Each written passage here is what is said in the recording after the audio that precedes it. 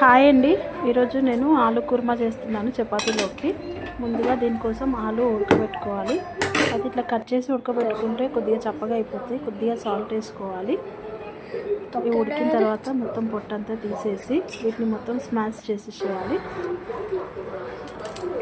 Smash చేసిన తర్వాత ఈ ఆలు కుర్మా చేయడానికి ఉల్లిగడ్డ, కొత్తిమీర, మెంతి, టమాటా, పచ్చిమిర్చి చిన్నగా కట్ చేసుకొని పెట్టుకోవాలి. ఇప్పుడు గిన్నె పెట్టుకొని అందులో ఆయిల్ వేసుకొని కొద్దిగా ఆవాలు వేసుకొని తర్వాత జీలకర్ర వేసుకోవాలి. జీలకర్ర వేసుకున్న తర్వాత ఒక 2 నిమిషాల తర్వాత ఉల్లిగడ్డ, కొత్తిమీర, మెంతి కలిపినవి వేసుకోవాలి. అవి కొద్దిగా బ్రౌన్ కలర్ వచ్చిన తర్వాత సాల్ట్ వేసుకోవాలి. సాల్ట్ వేసుకుంటే తొందరగా బ్రౌన్ కలర్ వచ్చేస్తాయి. సాల్ట్ వేసిన తర్వాత ఇప్పుడు పచ్చిమిర్చి వేసుకోవాలి.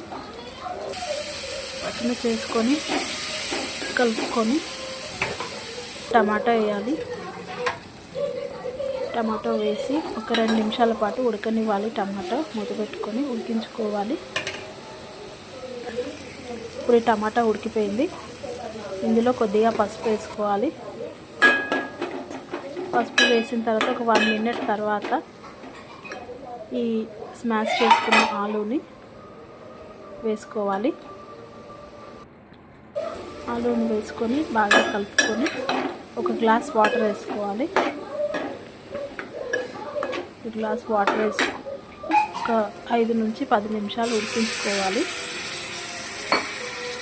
చూడండి, ఇది వాటర్ వేసుకున్నాను.